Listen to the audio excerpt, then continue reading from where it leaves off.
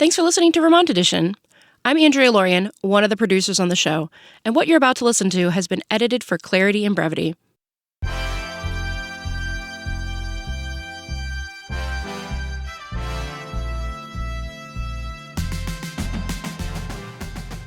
This is Vermont Edition. I'm Michaela Lafrac.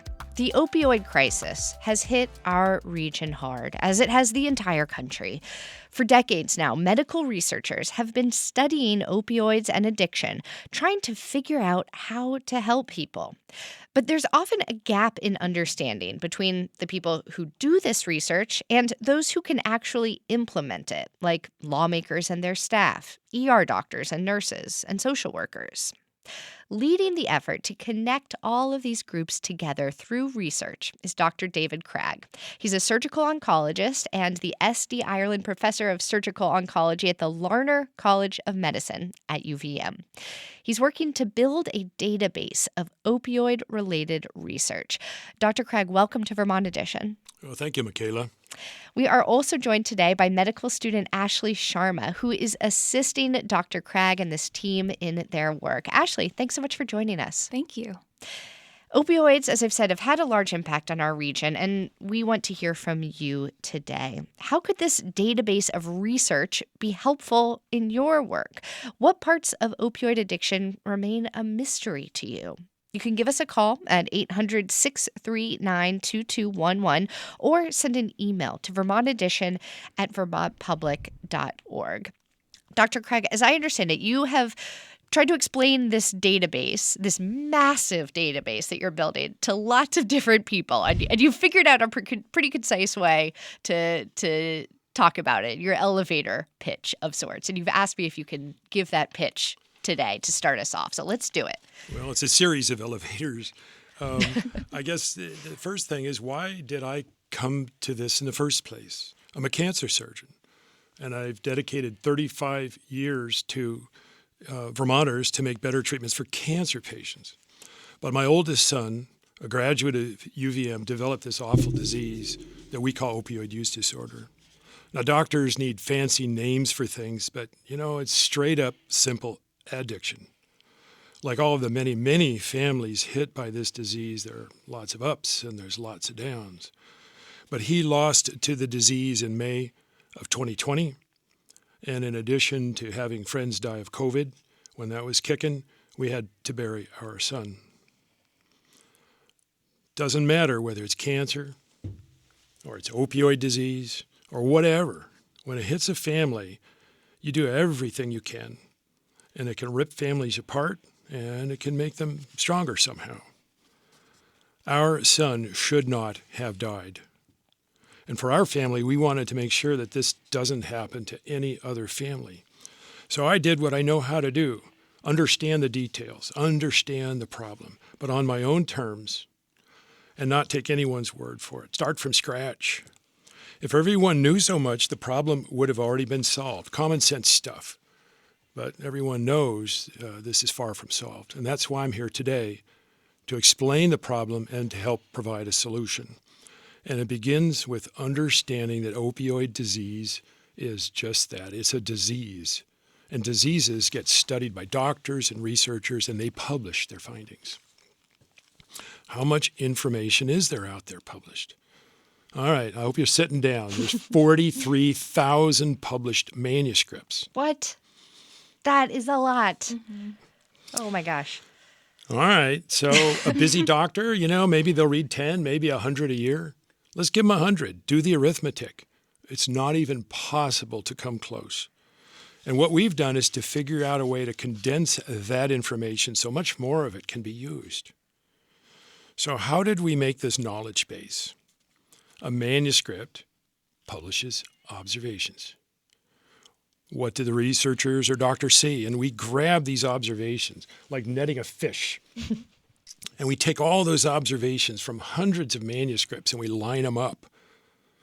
Now suddenly we see a lot of observations all at once, thousands of them. Imagine seeing all at once what hundreds of doctors and researchers have seen. In its simplest terms, this project is a knowledge broker for opioid disease. So how does this work in Vermont? How well does it work? So my team went out in Vermont to find out. They tested this knowledge base here in Vermont with policymakers. And we asked senators, representatives, and select board members. And the first thing we found was that policymakers were uncomfortable with the scientific literature. Why uncomfortable? Was it using words that they didn't understand, or they didn't know how to access it? This is not their area. Most of them are not scientists, so Yeah. it's scientific literature. If I was trying to read legal literature, I'd be pretty stressed and I would feel pretty uncomfortable. Or engineering literature, same thing, right? But the team found and tested this out, that when using this opioid knowledge base, policymakers here in Vermont were 3.5 times higher to answer searches correctly than using any other source. They also found that when the Vermont policymakers used this opioid knowledge base, they had increased levels of confidence and they had higher levels of satisfaction. So where are we now in Vermont and how to use this?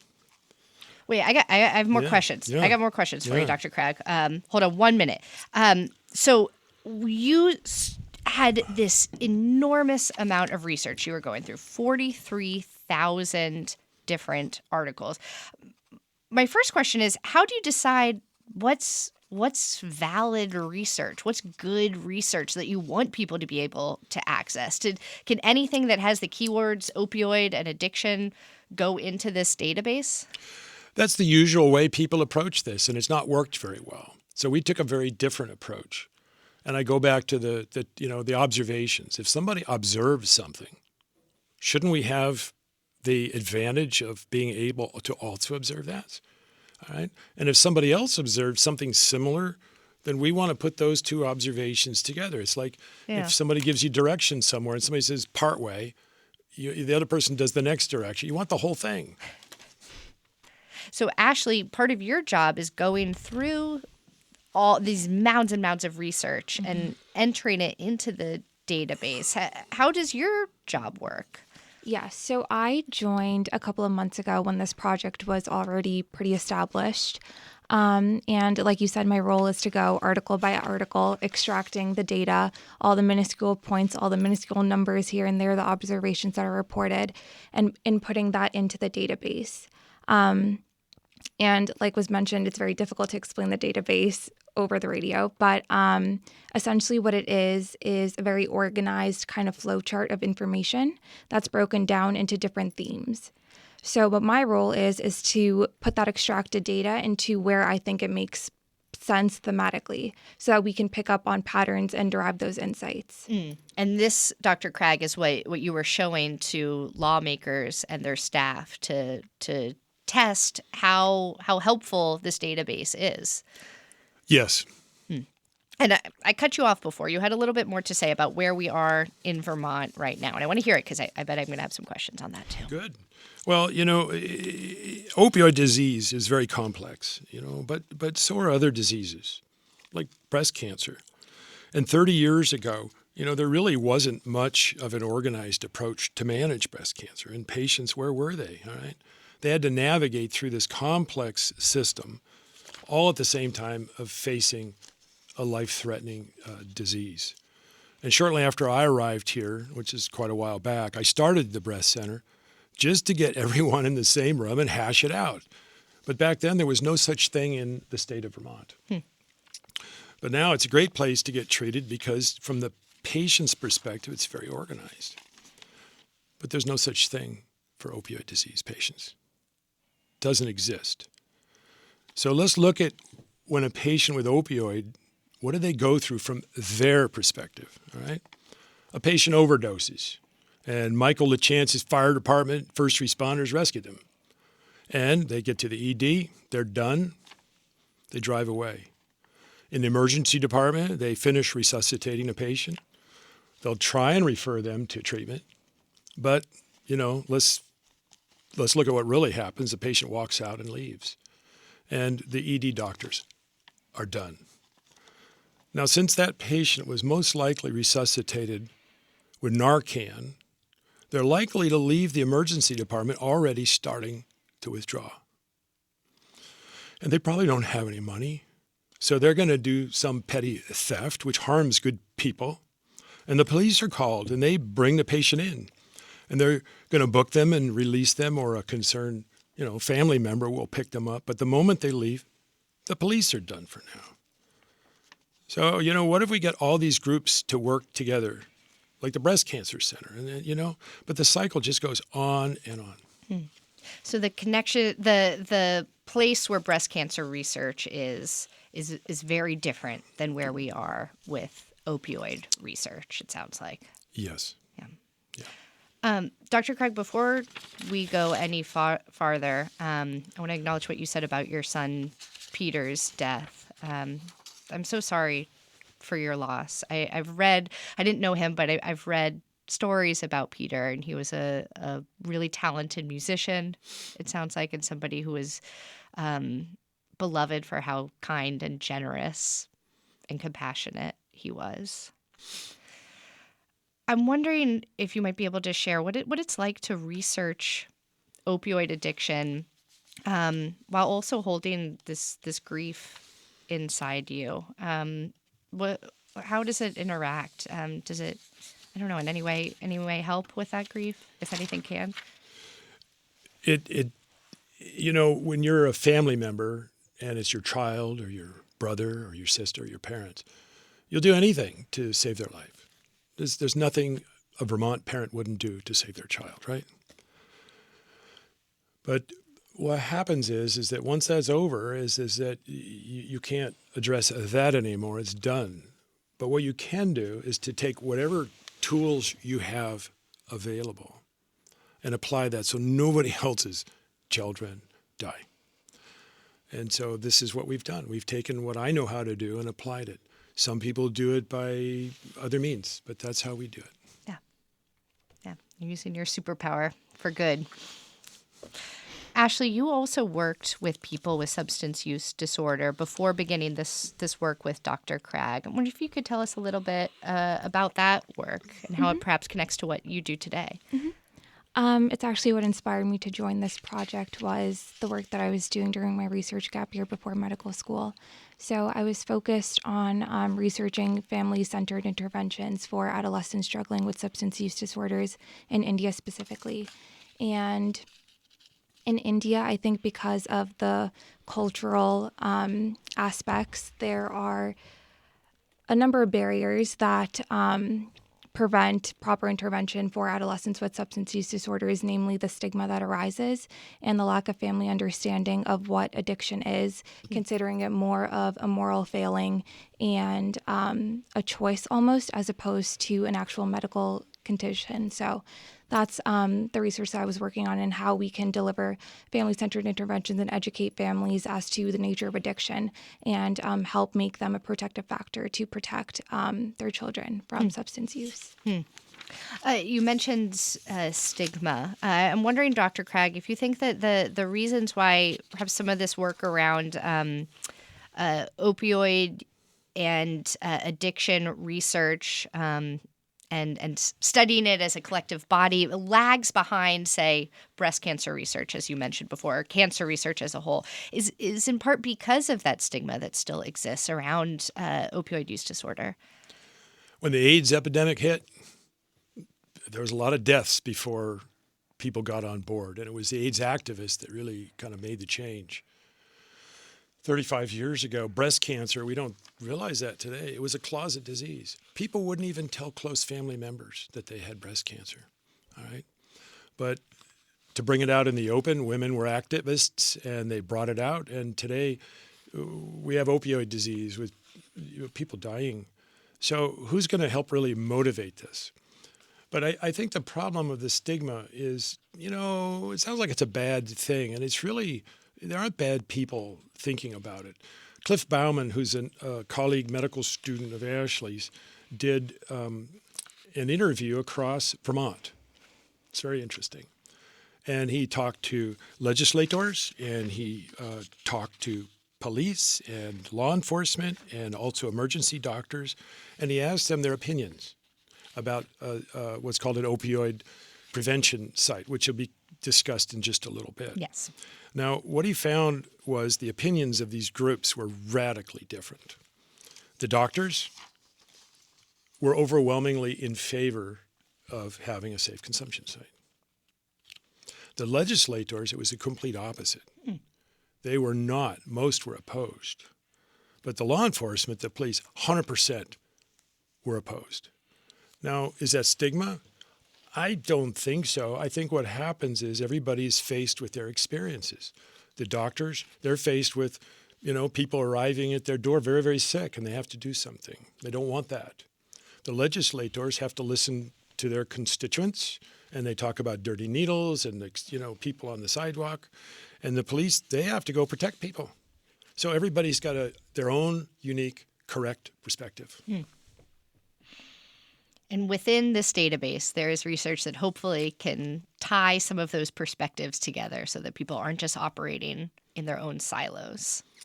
There is an enormous amount of information on policymaking, on law enforcement, on medical treatments.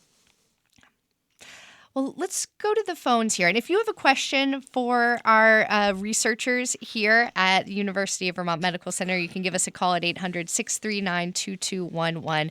We have Richard in Essex Junction on the line. Richard, go ahead. Sure. So I'm a statistician at UVM, and I've worked with David for many, many years on some breast cancer studies years back. And a few years ago, I had a student that was interested, a psychology and statistics student who was interested in opioid use disorder because of a personal connection with a friend.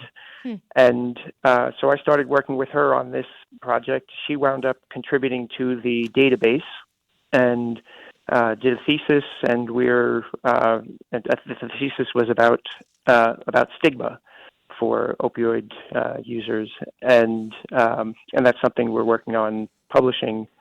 I'll just mention that in the project that was looking at testing the effectiveness of this database against other ways of gathering information, I spoke with lots of city councilors and members of the police commission while recruiting participants for the study. And something that wasn't captured in our study was the fact that so many of them mentioned that how important and how helpful it would be to have easy access to up-to-date and research-based information about opioid use disorder for making policy decisions and so forth. So just thought I would mention that too. Thank you, Richard. So that need is there. People are asking for this work, Dr. Krag. That's right. We have a call now from Jackson in Braintree. Jackson, you're on the air. Go ahead. Hi, Michaela. Thanks very much for taking my call. Yeah. This is such a great topic and so timely. I wanted to ask if the researchers have made use of artificial intelligence in their efforts to distill down this massive body of research. Thank you, Jackson, for the question. Actually, I might start with you. Has AI play a factor in any of the work that you're doing with this database? As of yet, no. It's all our role is to do the data extraction and then figure out where it goes into the larger scheme of things. And AI, as we know, it's very effective, it's very efficient. However, it does miss out on those nuances that only humans understand and only judgments that humans can make at the end of the day. So no, this is all very brute force. There's a person behind every bit of this database right now. Dr. Krag, any plans to incorporate AI into this work? Oh, we already take heavy advantage of computer automation. And AI is really good at looking stuff up, but it doesn't make judgments, and it can't connect the dots of information that haven't already been connected, and that's human imagination. Human imagination. Say more. Well, AI, we certainly tested it. We've tried to incorporate it. And when I work with Ashley and we're taking a manuscript and the observations, out, that's fine. AI can do that, kind of. But then you say, okay, I've got this observation, and I want to integrate that, put that next to other observations. Where does that belong? Where does that fit in? And AI is not there. So there's currently more than 900 articles, I believe, entered into the database. How many are there total again? Can you remind us? More than 43,000. Okay. So how long do you think it will take the team to enter all of those? Do you have a timeline for kind of quote unquote finishing this project? Well, the big task was setting up the computer tools to enable this. And then the second thing was to develop this initial framework of information. And I know you'll say this later, that people can tap into this database and how to do that. But let's stay focused in on this here is that, integrating it is the key thing, and presenting it. I'm not sure I answered your question, though. Oh, that's all right. My question was about the timeline for finishing this project, if there is a finish line at all. I think with 5 people working full-time, we can have the entire world's literature scrubbed down within 3 years. Wow. That's shorter than what I thought you were going to say. Well, actually, you have a lot of work ahead of you, I think. We just got an email from a listener named Chris who writes, is the approach to building this knowledge base and its query capabilities generalizable, that's a word I struggle with, by design, or is it mostly purpose-built? Dr. Krag? It's absolutely by translatable. This started out by me frustrated with trying to keep up with the literature.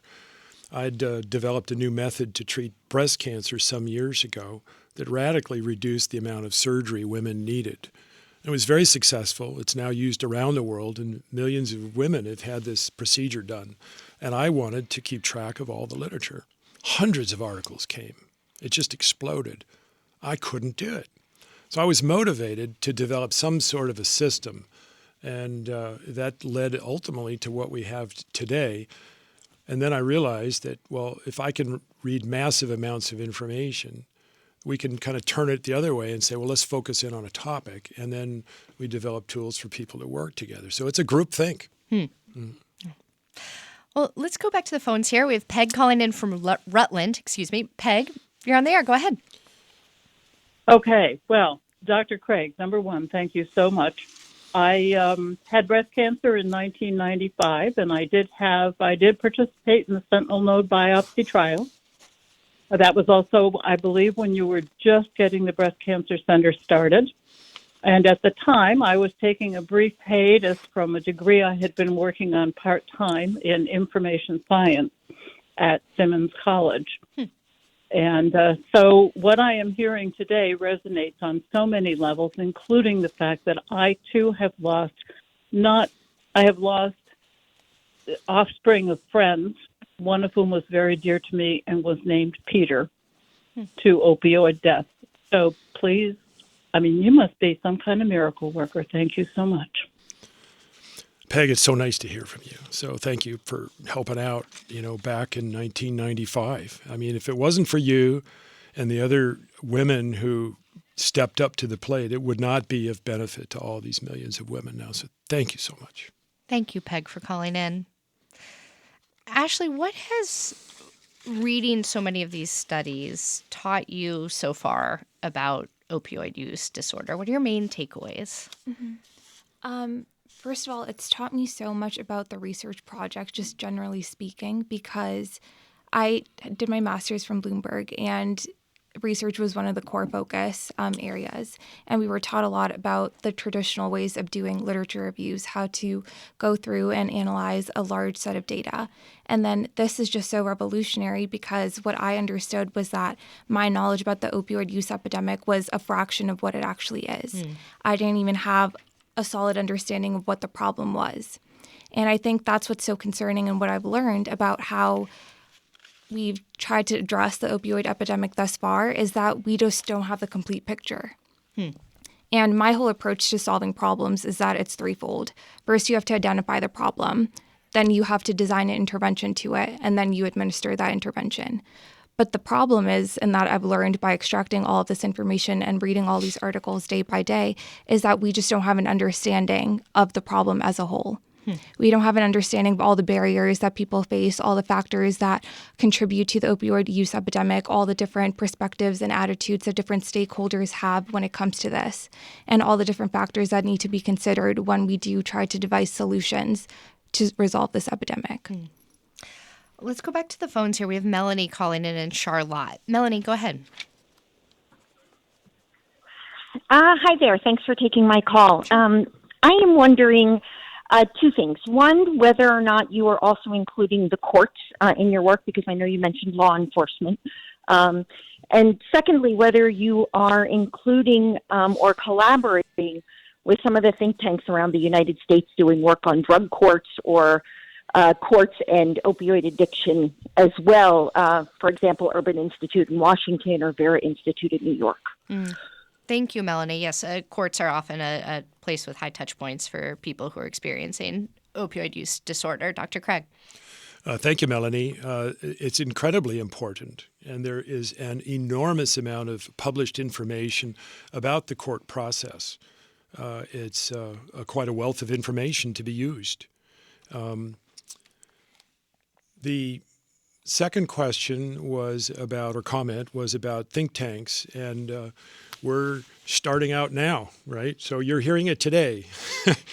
As we get bigger and more information gets in, we hope to link up, and you'd be happy to facilitate that. We'll take it. And Dr. Krag, for folks who are listening who are in perhaps a very different place than Burlington, which is where UVM is, of course, and maybe a small town, are there ways to use this database and kind of filter for the type of community that you live in, either the size of the place, its distance from a major metropolitan center, the economics of the town, and the type of research that might be particularly useful for that sort of place? That's a fascinating and very valuable question. And what's remarkable is that people around the world are not that much different.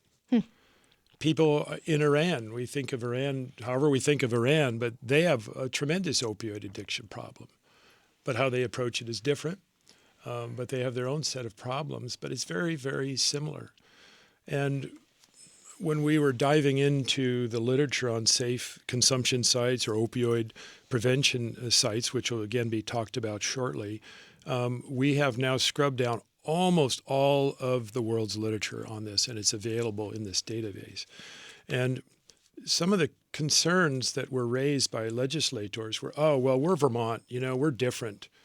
We're a different size. It's not equivalent to Brooklyn or, downtown Manhattan.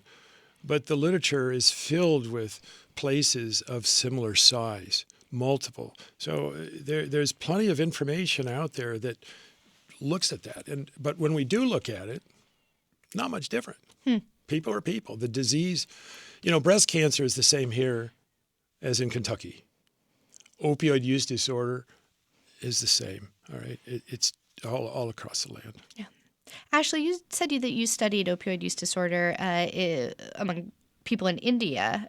Do you agree with what Dr. Krag is saying, that the disease and the people who have it are the same everywhere? Yeah. And I think that goes back to the core value of what addiction is fundamentally, which is a medical condition. Everyone has a brain. Everyone has the same reward, motivation, pathways in their brain.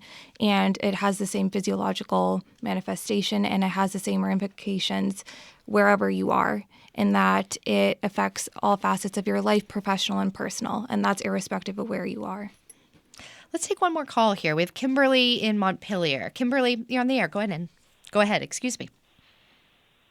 Hi, can you hear me? Yes, we can.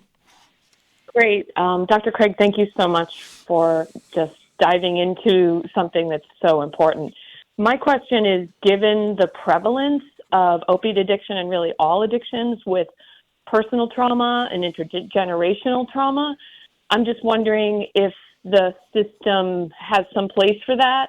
And then the second question would be, just the importance of, in terms of helping people to recover and to to heal, and the benefit of trauma aware and trauma informed practices when we're dealing with clients that are in addiction, and like you said, the whole shame thing, and a trauma informed perspective is my passion project, and I'm just wondering what you thought about it. Well, thanks, Kimberly. We'd love to have you participate. We're at about 1,000 articles, and already there's information on these very topics that you're referring to. At the very top of the first topic in the data knowledge base is medical treatment, or all kinds of treatments, and it includes some of the things that you're referring to, and taking advantage and understanding of the personal traumas and using these things to guide treatments and to facilitate better treatments. Thank you, Kimberly. Dr. Krag, you said that you would love to have Kimberly participate. I'm hoping we can end there. What type of participation are you all looking for from the public, and how can people access this database right now? We have a name for to plug in. It's RefZoom. That's REF like reference, and Zoom like, ZOOM, refzoom.com. And when you go there, you'll see just scroll down a little bit, is a way to access this database. It doesn't cost anything. It's a free subscription to access this. And it's a couple of steps, and we'll get you on to access it. So we want people to use this and then to begin to comment and take advantage of it and get this out. Clearly, we've got a long ways to go, but it's already there. You want to learn about safe consumption sites, opioid overdose prevention centers. We've got almost every article in the world there. It's a phenomenal resource now. So this is why we're jumping out now, even though we have still a long ways to go. That's the most important thing. The second thing is that there will be people who really want to participate. Kimberly, if you want to take on that passion project, we would invite you into our inner sanctum with Ashley and the rest of us, pulling out observations. Mm-hmm.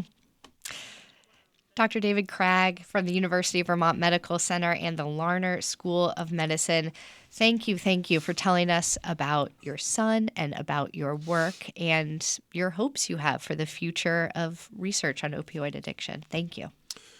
Well, Michaela, thank you for letting us communicate with people in Vermont. And Ashley, thank you so much for joining us. Thank you. Ashley Sharma is a medical student working with Dr. Krag on this process.